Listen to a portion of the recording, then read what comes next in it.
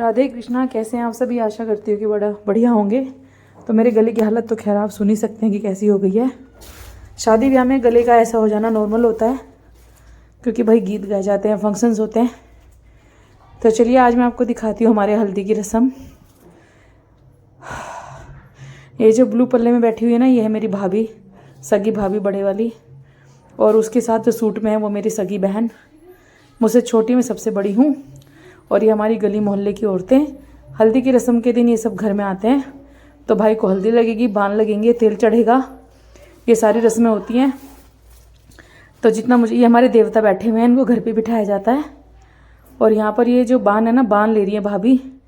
औरतें मिलके इस तरीके से गीत गाती हैं। और गेहूँ होता है ना, तो दो दो औरतें मिलके इस तरीके से गेहूँ देती हैं। यूपी में, मेरठ साइड में, या हर जगह मुझे लगता है ये कल्चर होता होगा। बस हर किसी का अपना अपना एक तरीका होता है, थोड़ा सा ऊपर नीचे आगे पीछे करके लेडीज़ कर लेती हैं। हमारे यहाँ पे इस तरीके से होता है। और आज हमने कोशिश करी थी कि हम सब पीला पहने, तो मैक्सिमम लेडीज़ पीला ही पहन कर आए थे। तो यहाँ पर ये गेहूँ से ना बांध ले रहे हैं। तो भाभी के पल्लू में सारे गेहूँ आ जाएंगे। जो हैं, ये गेहूँ नहीं है, जो है जो हम दुर्गा पूजा के टाइम पे जो उगाते हैं ना नवरात्रों में, ये वही जो हैं, इनसे ही होता है। अब ये सारे जो भाभी जो है, ये जो हमारे देवता बैठे हुए हैं इधर, यहाँ पर आके इनको बिठा देंगे देवता को।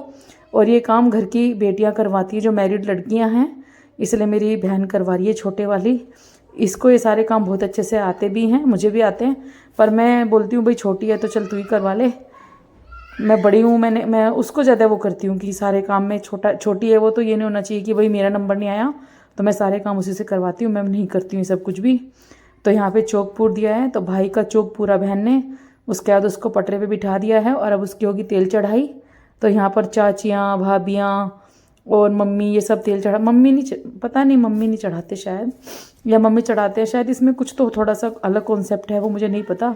ये मम्मी खड़ी हुई है यहाँ पर, जो ऑरेंज और थोड़ा पर्पल सा साड़ी में है ना, ये मम्मी है। और यहाँ पर चढ़ रहा है भाई को तेल। तो ये भाभियाँ जो है ना, थोड़ी मस्ती भी करती हैं। जिसका भी तेल चढ़ता है, चाहे वो लड़का हो या लड़की हो, उसको धक्का वक्का भी दे देते हैं। थोड़ी हंसी ठिठोली यहाँ पर होती हैं, थोड़ा सा मजाक भी होता है। देवर के साथ, नंदो, जिनकी भी शादी होती है उनके साथ करते हैं।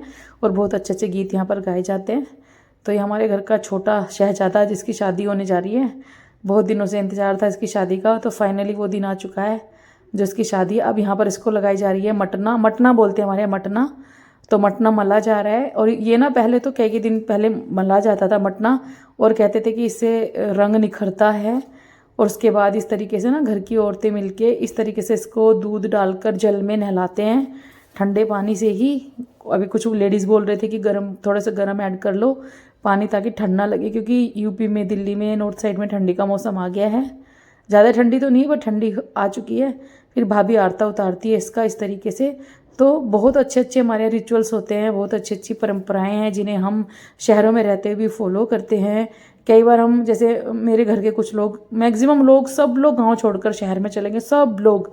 लेकिन फिर भी शादियों में ये कल्चर ज़रूर होता है, ये रिचुअल्स ज़रूर होते हैं। चाहे वो कहीं भी रहते हो, घर के किसी भी कोने में आते हैं और ये सारे ट्रेडिशन फॉलो करते हैं, जो एक बहुत अच्छी बात है। फिर यहाँ पर देवताओं के सामने भाभी ने फिर से भैया की आरती करी। और कुछ कुछ होते हैं यहाँ पर भी रिचुअल्स जो सब फॉलो करते हैं। जैसे यहाँ पे इसको नहलाया, फिर से थोड़ा जल इसके सिर पे जाएगा, भाभी थोड़ा सा जल ग्रहण करेंगी। फिर यहाँ पर देवताओं को पूजेंगे अच्छे से, जो भी भूल चूक है उसकी माफ़ी मांगेंगे, क्योंकि हमारे 5 देवता हैं और इस टाइम पर देवता जी घर पे आ जाते हैं। फिर यहाँ पर से ये सारी रस्में होने के बाद हमने कर दी थी हल्दी की तैयारी। तो यहाँ पर चल रहा है हल्दी का फ़ोटोशूट, तो हमने सभी ने कोशिश करी थी पीला पहनने की। तो भाई है वो जो चश्मे में है, ठीक है जी। तो ये घर के सभी मेंबर्स एक एक करके फ़ोटोशूट कराते हुए। अब काफ़ी सारे कमेंट्स आ रहे हैं कि मेरे हस्बैंड कहाँ हैं। तो मेरे हस्बैंड नहीं है यहाँ पर, वो इंडिया में ही नहीं है, बस मैं इतना बता सकती हूँ। ये मेरी बहन है और ये मैं हूँ। तो बस उनके बिना मैं आई थी अकेले विशाखापट्टनम से दिल्ली शादी अटेंड करने के लिए। तो मुझे बोल रहे थे काफ़ी सारे लोग, घर वाले, रिश्तेदार वगैरह, काफ़ी सारा सामान लेकर मैं आई हूँ कि भाई इतना सामान कैसे ले आई, कैसे बच्चों के ले आई। मैंने कहा जब जिम्मेदारी कंधों पे आती है सब सही हो जाता है। ये है मेरी बेटियाँ, 2 मेरी बेटी है, एक मेरी बहन की बेटी है, रेड लहंगे में है ना, वो बहन की बेटी है। ये मेरी मम्मी है। और ये है मेरी भाभी, सगी भाभी है। ये मेरी बहन का बेटा है, वो मेरी बेटी है ईशू। और ये बच्चे मामा से लंबे हो गए हैं।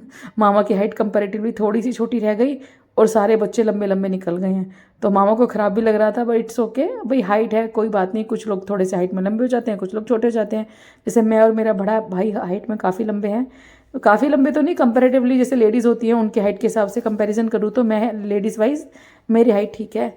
यहाँ पर अभी भाई की ना ये क्या कहते हैं सगाई की तैयारी शुरू होने लगी थी, वो मैं आपको दिखाऊंगी नेक्स्ट, नहीं आज ही दिखा दी थी। चलो, तो सगाई के लिए भैया तैयार हो गया है मेरा, और यहाँ पर इसकी सगाई की रस्में शुरू हो गई है। तो मेरा घर इतना बड़ा है कि हमने घर में ही सारे फंक्शंस आराम से कर लिए थे। तो घर के आंगन में ही हमने ये सारा जो सगाई का फंक्शन है वो अरेंज किए। कुछ लोग के यहाँ इसे तिलक कहते हैं, हमारे यहाँ सगाई कहते हैं। फिर यहाँ पर हमारे यहाँ डांस चल रहा था, तो मैंने थोड़ा बहुत डांस किया। बहुत जिम्मेदारी है कंधों पर, बिल्कुल भी समय नहीं मिल रहा था, तो बस थोड़ा बहुत जबरी से डाल रहे थे, अरे एक ठुमका तो लगा दे, एक तो कर दे।